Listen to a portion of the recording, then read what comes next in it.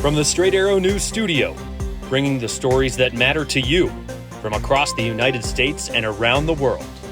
This is the Morning Rundown. Today is Monday, August 26th. Thanks for joining us. I'm Kara Rucker.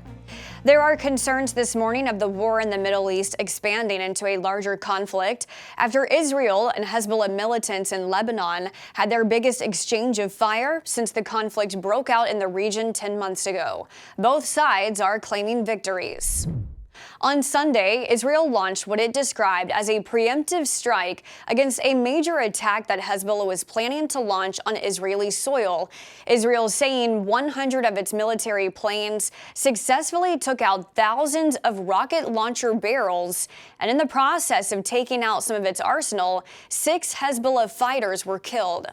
Hours later, Israel's missile defense system intercepted 300 rockets and drones launched by Hezbollah toward Israel.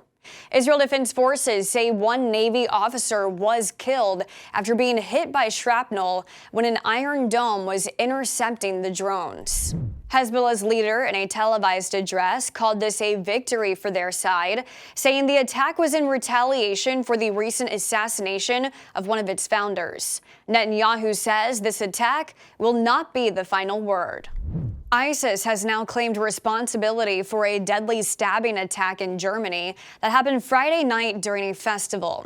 A 26-year-old man from Syria has been arrested after he turned himself into police, saying he was responsible for the knife attack that left 3 people dead and 8 people injured. Officials say the man has radical Islamist beliefs and wanted to kill as many people as possible. ISIS said in a statement on Saturday the man is a soldier for the Islamic State who was targeting Christians in his attack.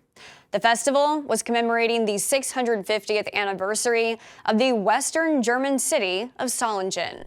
On the campaign trail, Vice President Kamala Harris will be launching a bus tour in southern Georgia this week. And former President Donald Trump will first address the National Guard Association's conference in Detroit on Monday. This week, he's slated to hold a Michigan rally, a town hall in Wisconsin, and a rally in Pennsylvania. This comes after both campaigns had big weeks last week. Harris officially accepted her party's nomination for president at the Democratic National Convention that rallied its base. The Harris campaign saying they've raised $540 million in only a month since it launched. And Trump receiving the endorsement of RFK Jr. last week after the third-party candidate suspended his bid for president.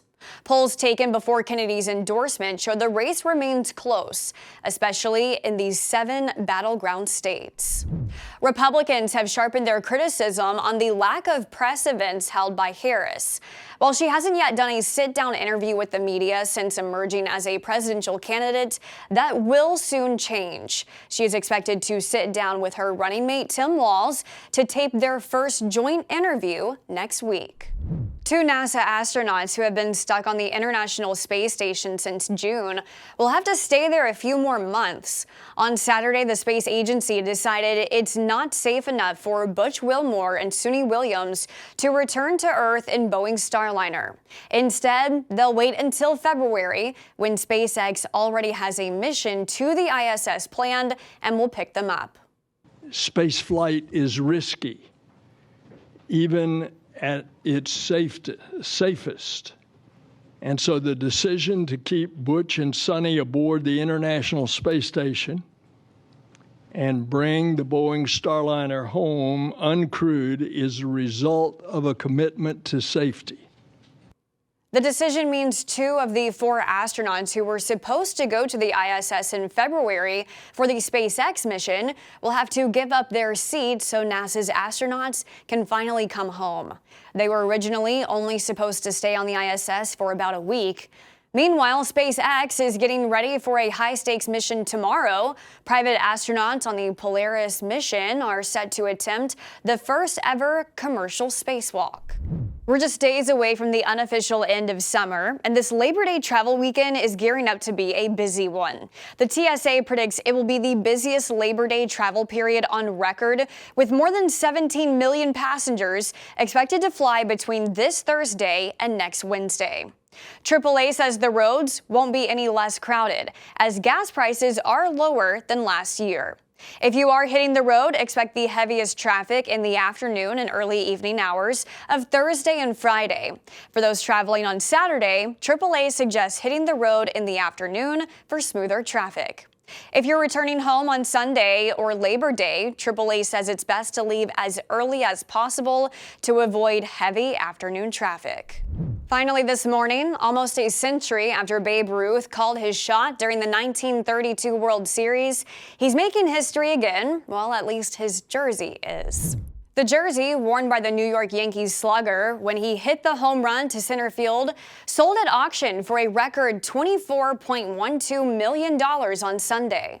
Ruth's famous called shot came as the Yankees and Chicago Cubs faced off in Game 3 of the World Series at Chicago's Wrigley Field on October 1st, 1932. In the fifth inning, Ruth made a pointing gesture while at bat and then hit the home run off Cubs pitcher Charlie Root, ultimately leading to the Yankees winning the World Series. That makes it the most expensive sports memorabilia ever sold at auction. That's according to MLB.com. And these are your top stories for this Monday. We'll see you back here tomorrow. Until then, I'm Kara Rucker. Have a great day.